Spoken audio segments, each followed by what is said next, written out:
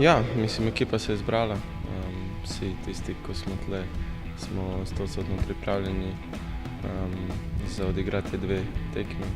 Vemo, da bo zelo težko, da so to dve reprezentanci, ki igrajo trd nogomet, ampak mi imamo neko svojo filozofijo in upajmo, da se bo izteklo po naših željah.